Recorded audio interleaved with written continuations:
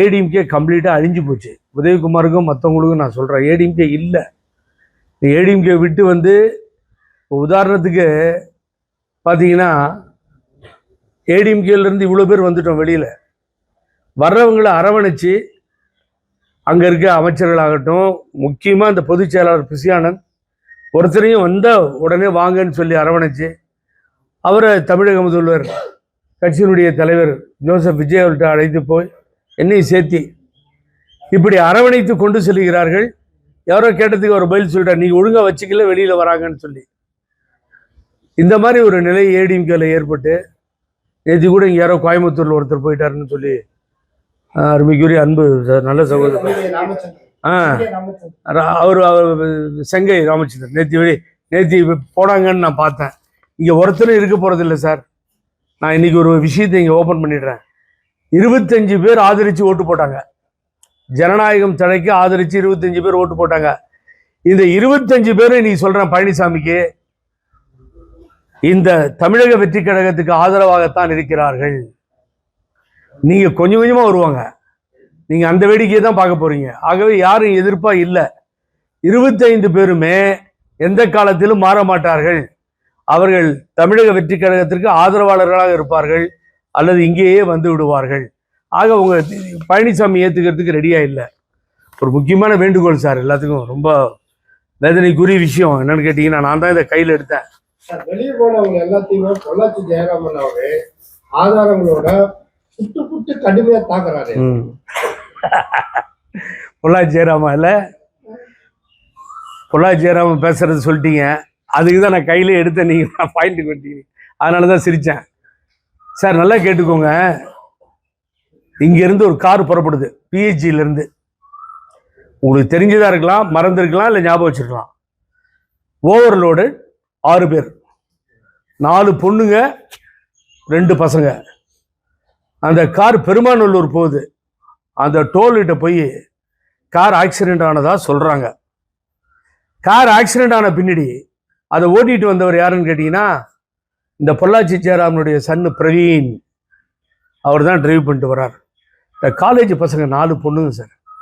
தயவுசெய்து நம்ம வீட்டில் இருக்க பொண்ணா நீங்கள் யாராவது எடுத்துக்கணும். ஏன்னா அதில் ஒரு பொண்ணு வீரசுரேகான்னு ஸ்பாட்டில் அவுட்டு, சைடில் அந்த டோரில் தொங்குது. அந்த பக்கம் உட்காந்த பொண்ணு இந்த பக்கம் தொங்குது. இது நடந்து ரொம்ப வருஷம் ஆச்சு. அதுக்கு பின்னாடி ஸ்பாட்ல இருந்து அவர் எஸ்கேப் ஆயிடுறாரு. அந்த ஸ்பாட்டில் நின்று அந்த பசங்களுக்கு எதுவும் ஹெல்ப் பண்ணல. அவர் நான் பார்த்ததே இல்லை பிரவீனை. நேராக அங்கேருந்து எஸ்கேப் ஆகி போயிடுறாரு.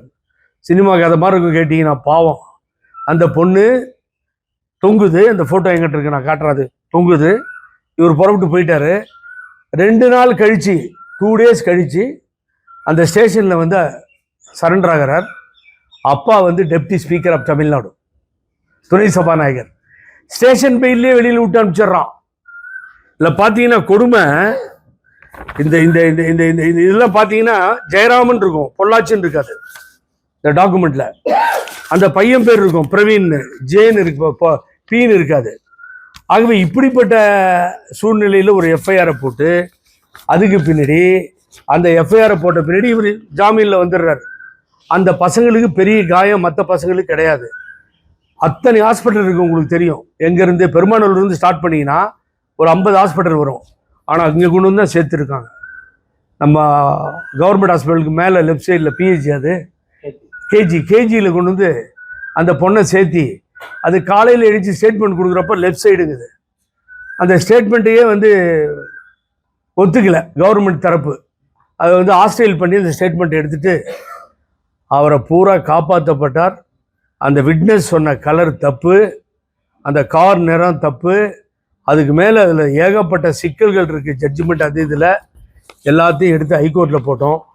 ஹைகோர்ட்டில் போட்டோடனே ஹைகோர்ட் ரொம்ப நீட்டாக ஆர்டரை கொடுத்து ரீஇன்வெஸ்டிகேஷன் கேட்டோம். இது கொலை, இது விபத்து இல்லை, கொலை. ஏன்னா தப்பிச்சு ஓடினார், 4 பேருக்கும் அடி இல்லை. அடிப்பட்ட எதிரில் வந்த கார் அடிப்பட்டதாக சொல்கிறாங்க. அந்த காரை காணோம், ஸ்டேட்மெண்ட் கொடுத்துட்டு போயிட்டாங்க.